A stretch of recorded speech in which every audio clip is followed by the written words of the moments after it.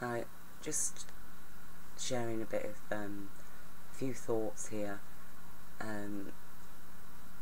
This lady, Heidi Heitkamp, has announced that she's going to be voting no to Kavanaugh, and she said, I believe Dr. Ford's testimony, and she was very unimpressed with Judge Kavanaugh's testimony, and now because she's stated publicly, I will be voting no. The state where she sits, that she represents as senator, the opposition have started running advertisements already, commercials, showing her, you know, that she's harming, basically. She's standing with the people who have colluded to harm poor Mr. Kavanaugh, who's a lovely man, lovely family man, and there's a running commercial showing what a wonderful person he is and how he's been a victim of the malicious allegations from Dr. Ford and other people, everybody who's jumped on the bandwagon, including Heidi. And I think this really highlights just exactly what kind of a world we live in, that when it comes to women's rights and respect, the levels of respect that society affords its female members is it is really low. I think women by today have almost been it's like the condition from birth just to accept certain things, one, that male sexuality, it'll get out of hand from time to time, and it's our responsibility to keep it in check.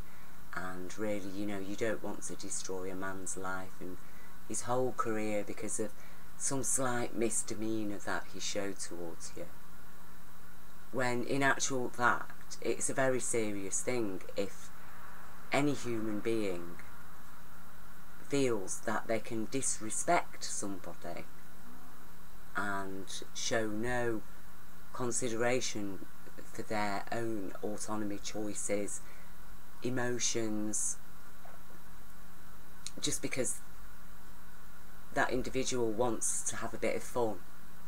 Oh, I want to feel your breast, so I'm just going to feel your breast because that's all you are to me. You're not a living human being, I can just do that. I can just touch a very intimate, sensitive, sensual part of your body because I feel like doing it. You're just a tree, basically, with some fruit on it, and I want to have a feel of those fruits. That's basically the gist. And it's like, how would men feel though if women were regularly going around grabbing their crotch, like, oh, I just want to feel how big your penis is. What you got in them pants? I'm not saying women don't do that occasionally, but the women that do that are very few and far between, as compared to the men that grope women, that feel that they have some right to touch her like she's a product on a shelf. Okay? That there's this, that women are still considered as a possession, an object of desire, and yet the women are actually suffering emotionally and psychologically as a direct result of having to live in a society where they're treated like objects and actually are given virtually no respect, really. I mean, let's face it, a very attractive woman, a woman considered very attractive, seems to get a lot of attention off males, but it's not really respectful attention. They're not interested in what's in her head. They're not interested in what she's got to say.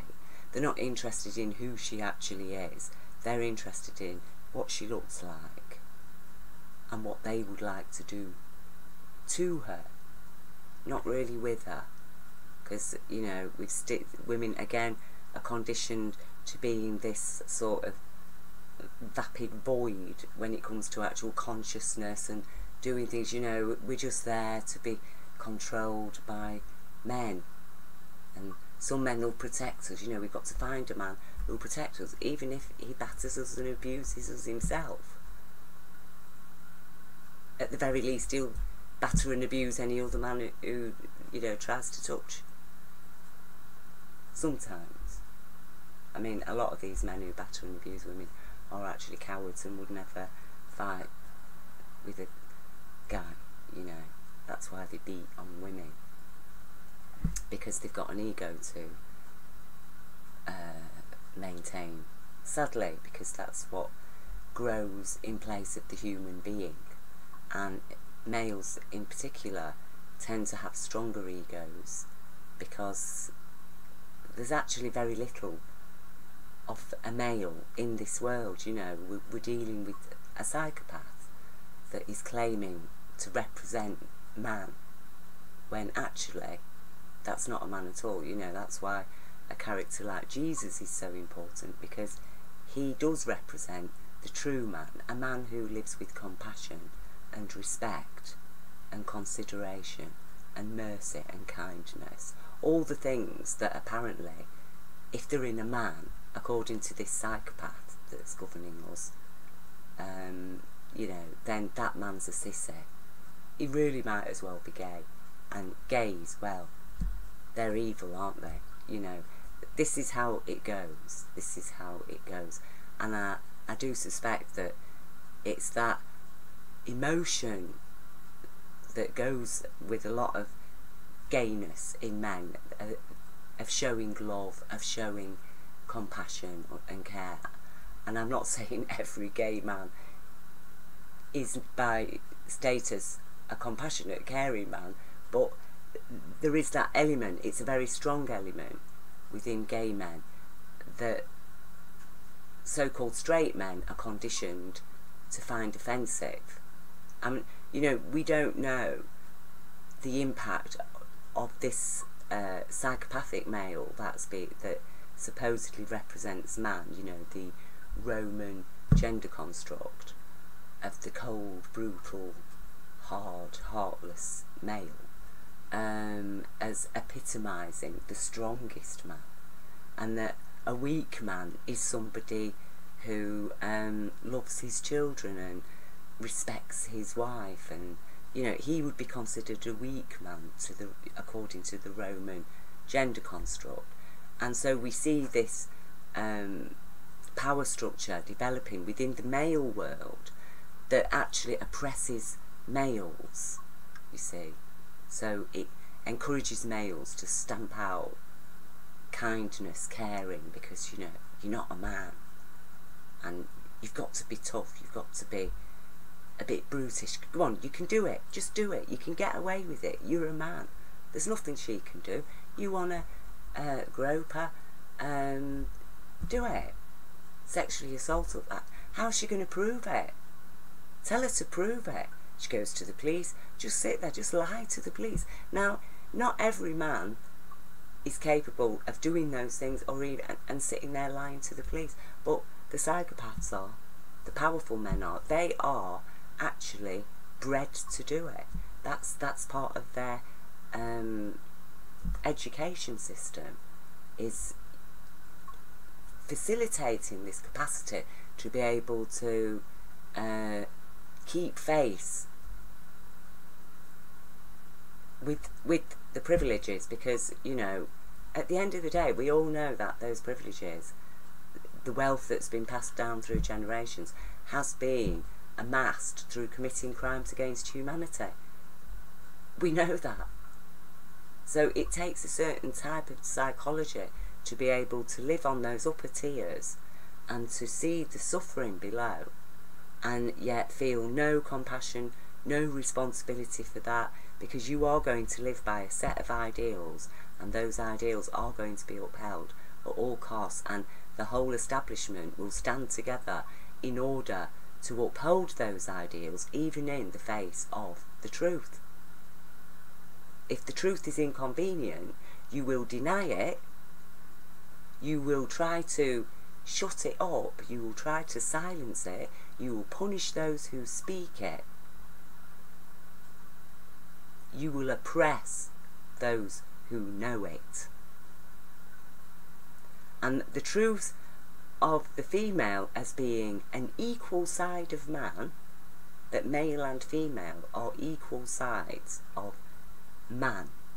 A woman is man, as a male is man. The female is man, as the male is man. We are both one side of man. And we have been living in a crippled psychology for over 1,000 years in the Western world. A very crippled psychology. It's a crippled psychology because it has stamped on one half. It is literally the equivalent of intellectually cutting off a leg and an arm. That is exactly what man has done, the male side of man. That is exactly what he's done. He's cut off his left arm and his left leg, or his left arm and his right leg. Either way, he's crippled, because he's decided that this side of man, the female, her thoughts, her understanding, her consciousness, and any male who exhibits any of the signs that this Roman construct has judged female, you see. So that's the way that they've done it, you see. Take away the rights of women, and then all the attributes in women that these psychopaths most hate, which are their compassion, their intelligence, their lawfulness, their care and consideration, like for little children, that psychopaths hate that because, you know, a lot of these psychopaths, they like abusing children. They want to do things that will actually hurt children, like economic policies like austerity. This female will stand against him. She will stand up for her children's rights to food, as will her true male partner do the same. So how are you going to stop this consciousness? Well, explain to the male ones that actually you've got rights and she hasn't. She is actually your slave. She's been born to be your slave. Don't listen to her. All this compassion and caring and consideration, you know, thinking children are important, that all belongs to her. That's why she's weak. If you want to be a real man, you're not going to care about the children. The children are just minor human beings, remember that. Get onto our side, come with the big boys. Come and have as much totty as you like. Look the truth in the eye and lie till you're blue in the face, and we'll reward you for it. And we'll stand by, we will stand by, we will unite against the truth through century after century after century after century, and we will give you slaves, and we will give you armies of our male construct.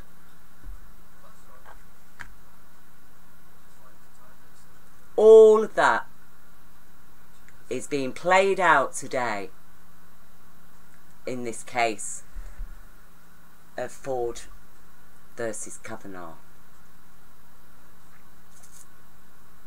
All of that has come to play, and it's time to blow the lid off it, women. And like Heidi Heitkamp's explains here, this is not a political issue. This is not about being a Republican or a Democrat.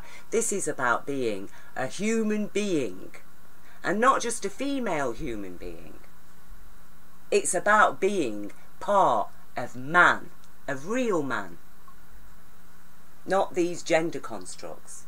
And you know, it does work the same way with the female Roman gender construct. The ones, especially the privileged ones. Especially the privileged ones. Now, in order to highlight what I'm saying, I'm going to refer to a passage in the Bible which is written under Judges, and it's called Deborah. And I've always found that story very, very interesting. And the main reason is because of the way the story plays out. It's one of the few stories in the Bible in which women significantly feature. Okay, so you've got Deborah. She's presented first as a prophetess, though I couldn't see any evidence of her prophecies, but it seems that she was a very respected woman in her society in Israel at that time, and people used to visit her if they had any disputes, and she would listen to both sides, and she obviously had a talent for being able to adjudicate and, you know, sort out social problems. Now, she was married to a man called Lapidos, is her husband. And what was happening is that Israel was facing oppression from this Sisera. There was a king who wanted to attack Israel, and he had employed the services of this mercenary, really, that's what he was, called Sisera, who had an army of, you know, a really large army, thousands and thousands of men. And he would fight on behalf of this king, or really any king that employed him to fight, you know, a bit like Dynacorp of today, really. So he would do that, and his actual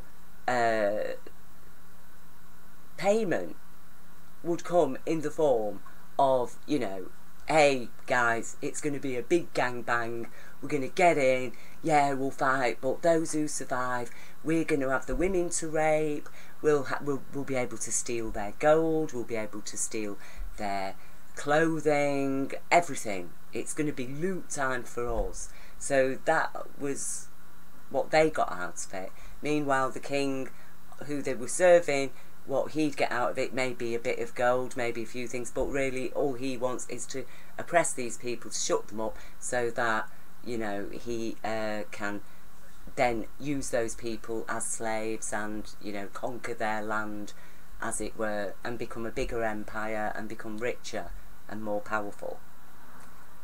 So, faced with this mighty Sisera, obviously an evil character, Deborah goes to a man called Barak, who has an army of 10,000 men, and she pleads with Barak, please, you know, stand with us, you know, let's go and fight this mighty Sisera. And Barak, very strangely, says to Deborah, and, you know, it is strange when you consider that this story is coming from thousands of years ago. He says to Deborah, if you will go with me into battle, if you will go with me, I will go. But if you will not come with me, I will not go. And that is a very significant point there, because, which I will explain in a moment. So anyway, they go into battle. Deborah takes a handmaiden with her, and they fight fierce, you know, according to the Song of Deborah, which gives an account of the whole battle and everything. Even the stars fought from their courses in heaven to defeat the mighty Sisera. And anyway, Sisera and his army are defeated. Sisera is ultimately killed by Deborah's handmaiden Jael, who invites him into her tent and offers him some milk, and while he's drinking the milk, she apparently drives a tent peg through his skull. And so that's it, all done. And at the end of the battle, the song of Deborah, and Deborah says, but you know, the praises are not for us, the praises are for Jah, God. And now the people have returned to God. God has returned to the people. The people's faith was restored. And in this song of Deborah, there's an account of Sisera's mother. And Sisera's mother is presented as somebody who sat with her handmaidens, and she's looking through the lattice window, asking where is her son Sisera? Why are the hooves of his chariots delayed? And she said, oh, he's probably getting himself a girl for this man and that, you know, to rape, and collecting himself the spoils and pretty colours for me to wear around my neck. Okay, so Sisera's mother, she's basically sat there waiting for her son to come back home from his looting and raping, and it's like, come on then, son, what have you brought for your mum? Okay. Oh, pretty colours for me to wear around my neck. She isn't bothered. She's not bothered about how she got those pretty colours to put around her neck. Now, compare that woman to Deborah. Don't forget, these are two women at the same time, both reflected in this historical story of Deborah. Two women of the same time, from more or less even the same region on earth. Okay? So, you've got Sisera's mother, like I say, a woman, she doesn't care. She submits to the male dominance because she's got no rights, no power. She's just chattel. Because that's how men like Sisera keep their women. So she's chattel. But she looks on the positive side of it. She lives for the positive side. And she's doing very well out of it. You know, her son's a mighty warrior. She's got a lot of money out of it. And, oh, what has he brought for me? Oh, lovely colours. Like I say, she's not bothered about how he got those pretty colours. She's not bothered how the wealth comes into the household to raise the children and put food on the table. She does not care at the means of it all, as long as she has it. And then she can have handmaidens, okay? But Deborah, on the other hand, what would she think if her husband returned home with some pretty colours for around her neck, and she's saying, oh, how beautiful are those? And he's saying, yeah, you know, I went and joined in this battle, and we robbed these few families, and oh, I had a right good time, you know, and anyway, I grabbed these off a child's neck for you. Deborah would be disgusted. Deborah would be outraged. In fact, she would kick him out of the house. She would not want any such husband. She would not want any such gifts. And that is what we are dealing with, really, when we're looking at this political shenanigans that's going on at the moment in this world. That apparently it's perfectly lawful even for people to support the consciousness that actually is commandeering Sisera and his army. A consciousness that does not care how it gets its wealth. It does not care how many families have been made destitute, how many people are living on the streets, how many children are suffering because they can't get health care, how many people are dying because they can't afford simple medicines. They don't care as long as they're getting their profits.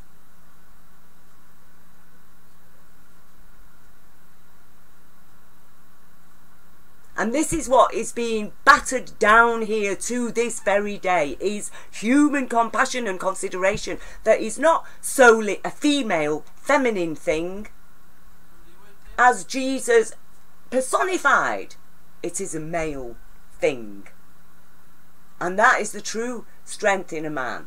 To have compassion, to have to have consideration, to have respect, to be able to behave in a dignified, respectful manner around women, no matter how strong your sexual desires are as a male.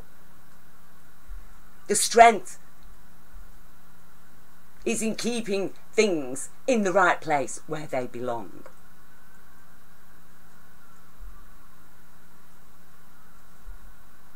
So we're dealing with weak men who can't keep it in, who cannot restrain themselves.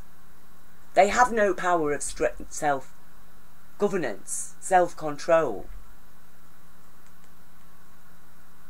And they're psychopathically disconnected from the woman who they've been conditioned to view as an object. And actually, yeah, you know, I mean, they're supposed to have equal rights, but we all know that they're not equal. We can take advantage of them at any time we like. We can overpower, get one in a room on our own. You come in with me. There's two of us. If she says anything, don't forget, these were 17, the girl was only 15. The guy went on to study law. Was he studying law at that point? Had he already developed his interest? Did he already know he was going to go into law at 17? Did he know that if there was one victim and two witnesses, that the two witnesses will be believed and the victim won't? Would his friend Mark Judge at that time, if she'd have gone and reported it to the police, said no, she's lying, it didn't happen?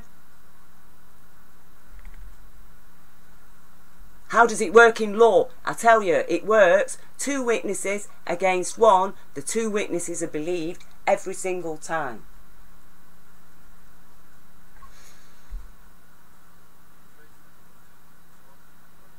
Yeah. But time has moved on. And time is telling. And Mark Judge is no longer the drunken 17-year-old kid. Obviously, he isn't quite up to it today to go and sit in front of the 10th Senate, to stand in front of the whole of the American public and say, no, that definitely did not happen. No. The most he can give to his friend now is, I can't remember. Yeah. So,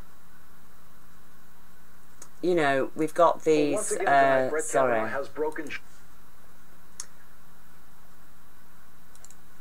These guys. Look at them. 6 guys. All stood there saying, yeah, we believe Kavanaugh, we're going to vote for Kavanaugh. The FBI investigation's complete. It wasn't, it was just further background check, which, according again to the evidence, the public evidence that's out there, they didn't even speak to most of the people that have come forward as witnesses. So we're not dealing with an investigation, we're dealing with what they give, which is basically get lost truth, get lost reality, get lost women, shut up, we're the men, we've decided we want him, we've got an agenda to get going here, to get on the roll, and we're not going to give way now. We are going to stand with the lie. We're going to turn away from the truth. We're going to stay strong, put up a united front to protect one of our number, because we want him in, because he's going to serve us, because, you know, it's through men like him that we keep the Ciceras of this world and their armies of looting, raping, murderers. We need him on the ground, in office. We need males like him to keep the coffers full.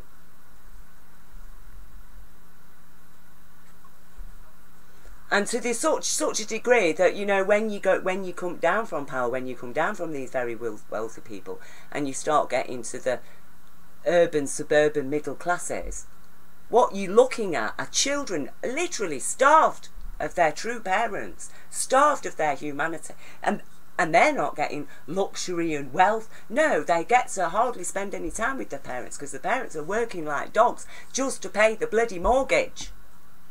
And God help if one of them gets ill. Bankruptcy.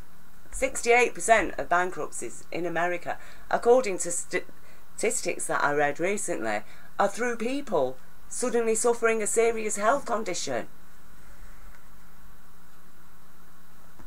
But they don't care.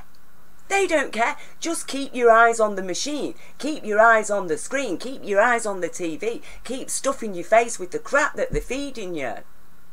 Keep listening. Keep choosing. Oh, which political party will you vote for? Accept they're all mad.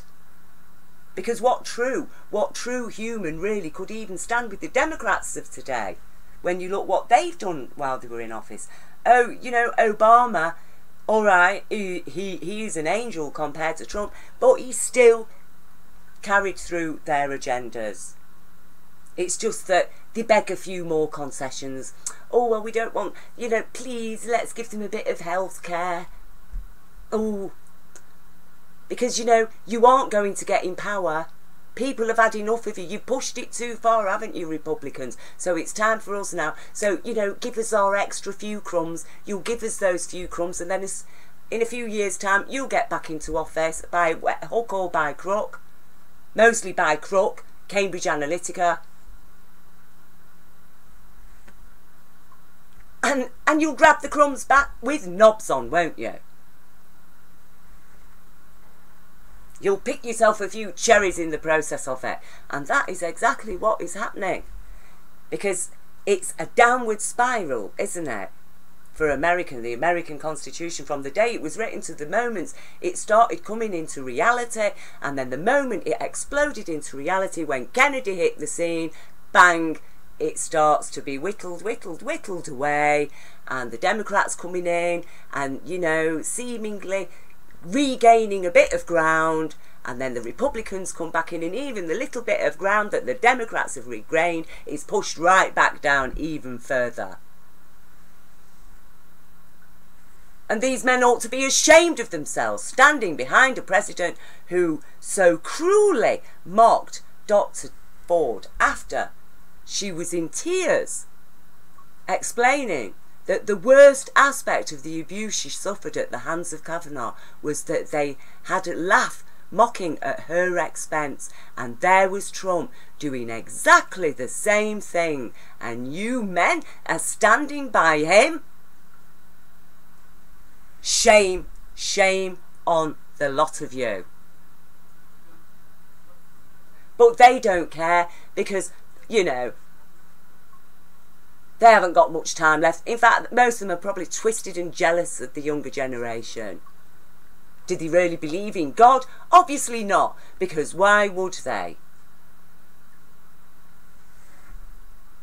How could they believe in God and so stand against the truth and even elect a known perjurer? Because even if they genuinely believe that Kavanaugh has not told any lies to the Senate in this recent hearing, the fact is that he has lied to the Senate on previous occasions under oath. He is a known liar. Time has proven him a liar, and they want to put a known liar. They would rather have a known liar governing the country. Because that is what we're dealing with. We're dealing with these misogynists who consider themselves patriarchs. And that is the biggest lie of all, you see. Because this was never a patriarchy. And believe me, I believed for years, oh, the patriarchy, it's evil. No, it's not the patriarchy. It's an oligarchy. It always was, always has been. Because a patriarchy supports the matriarchy. You see, Jesus is a true patriarchal figure. Not these. These aren't a patriarchy. These are an oligarchy supporting the oligarchy. And their women are basically either gangsters, moles, or Stockholm Syndrome victims. Because that was what Sisera's mother is, isn't it? She's a gangster's mole. She loves it. She loves their crime. She gets the rewards. And then she is actually also a Stockholm Syndrome victim. Because she loves the person that has turned her into a slave.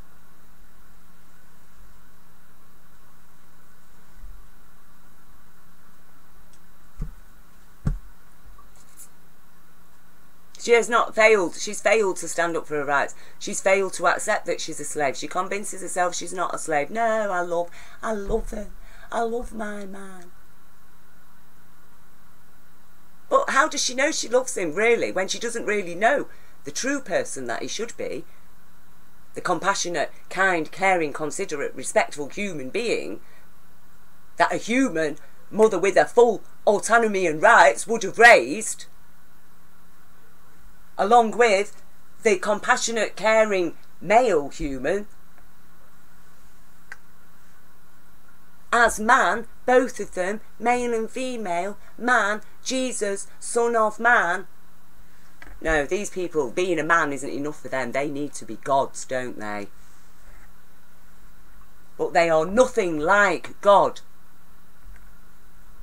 They are the total opposite. And, you know, this idea of President Trump telling people everybody's sons need to be worried now. What? Why? Why would everybody's sons need to be worried? Maybe it's about time people started raising the kind of sons that don't consider women to be sex objects.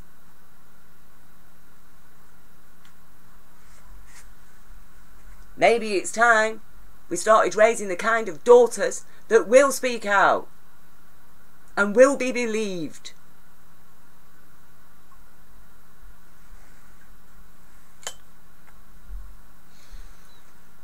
So, you know, like I say, it really is coming to something, isn't it?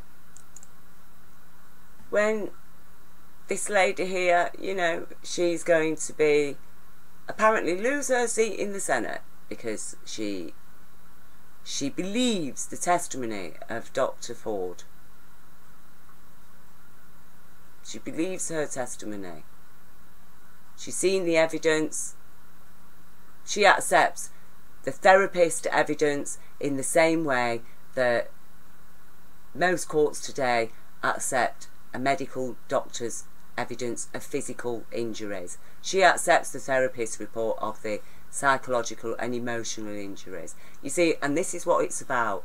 It is about people having a care and a conscience for our emotions, that our emotions are not damaged, that children are not traumatised, that women are not traumatised, because women are emotional beings because of the nature of our hormonal makeup, and therefore you do not upset and disturb the women.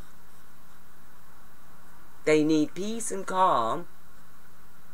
They need to be treated with respect.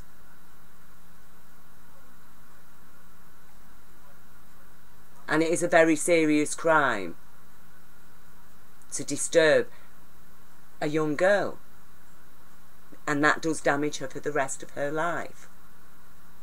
And it has had an impact. It was recorded in the therapist's notes. So she accepts that information. Thank you. We accept the truth. We accept reality. That of the very small percentage of women and even children that do come forward to report sexual abuse, of the very small percentage, there's an even very smaller percentage that have lied about that. But according to Mr. Trump, this now is a threat against every male, that women will be believed. They'll be believed. Therapists will be believed. We don't trust these therapists, they're not proper. Who are they to say anything? What? Psychology is going to be taken seriously. Emotions, feelings. We're going to have to be expected to be respectful to women. Yeah. Well, we all know that what President Trump is, don't we? You know, he's told us himself. He's a pussy grabber. And a voyeur of young, naked teenagers in their dressing room at a beauty pageant. You know, that was what? Run by him. Like, what?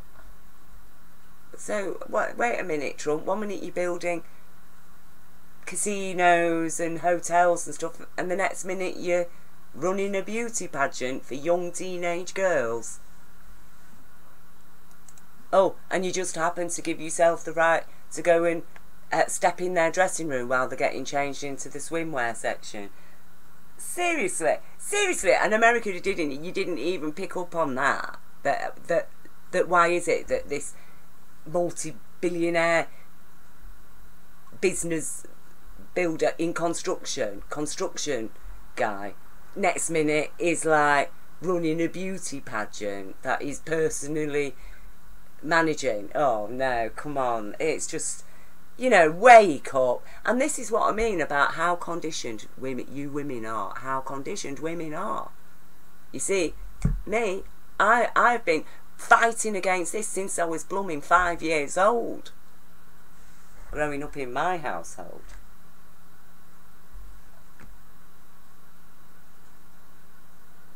But, and it still amazes me,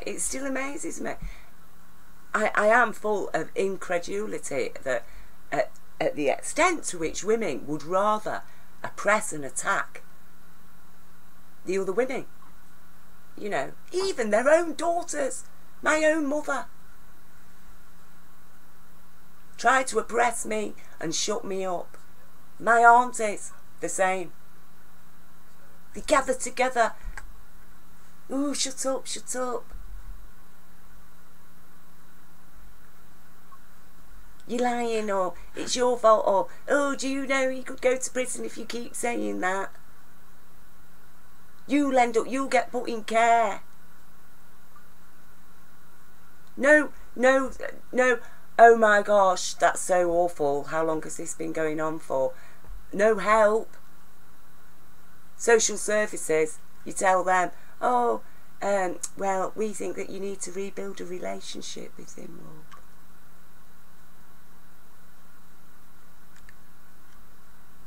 Yeah, no, I don't accept it. I never have. I never will.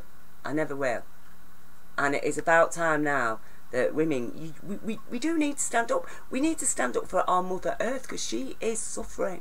And I tell you, we can't leave it to these mad oligarchs, because that's what they are.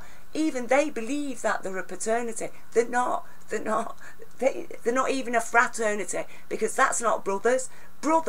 A brother does not tolerate shit like that from a brother. When, you know, Donald Trump says, oh, it's locker room talk, and those horrible men all talking on that bus about women, that's in that self-confession that came out just before Trump's, you know, before the election.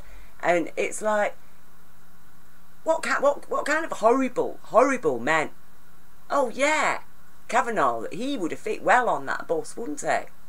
With those guys all talking about women, yeah, you know, grab them in the pussy. It's like, oh my gosh. And then afterwards it's like, oh, it was just locker room talk. You know, that's how us guys talk about women when we're on our own. We have a bit of brag. It isn't really true. We just talk about what we'd like to do to women. That's what we'd like to do. Seriously, a real man. Like, can you imagine Jesus with his disciples, his brothers, in their locker room talking like that? I tell you, anybody even mentioned a word of it, they'd have been out. That's not brothers. That's not a fraternity. That's not a paternity. It's not a patriarchy. And we have not got a matriarchy. We've got Babylon, confused mad woman. And I'm sick of her, and I'm sick of her judgments. And it is by her judgments we have been living for so long. judgments against women, judgments against children, judgments against black people, judgments against this, against that, against that. We're sick of it. F off, Babylon. And she is what arises, you know, that is the kind of woman that they love, the oligarchs. This mad, crazy woman. Confusion. Who will stand against her own daughter to support the rapist. Well, that's not Deborah and Barak, you see. And that's what I mean about Barak, is that Barak, it's very telling what he said when he said, if you come with me, I will go. And if you will not come with me, I will not go. Because why? What is being explained to us there in that scripture is that a true man, a real man, feels stronger with a powerful, intelligent female at his side.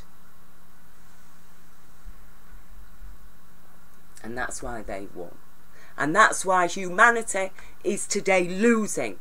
Because the man, he has been robbed of his strong, intelligent female, and he's been told that, look, you know, she's just a thing for you to do what you like with. She's got no rights. And he's been told that specifically because these psychopaths want to be able to have easy access to her whenever they want, and they want to be able to have access to her children, and they want slaves, and they want to deny the truth so that they can profit from lies and confusion and madness.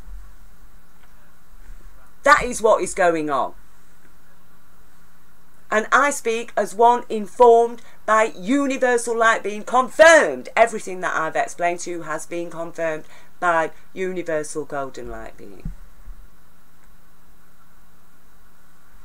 And by the universal law of abundance in compassion that was transmitted to me through an energy of bliss at the very moment before, during and after that event. And it was an event, and it did happen in 1992. And I tell you now, humanity, if you do not stand up for your rights, your children's rights, for your rights to be a human being, and liberate the male from this evil Roman construct, and liberate the female from this evil Roman construct, and start standing up for what's right, not for what political party you support, but for what is right and what is true and what is honest and what is genuine. Because I tell you, the planet, everything is on the brink of destruction. These people are crazy. That's the fact of it. And it's our choice.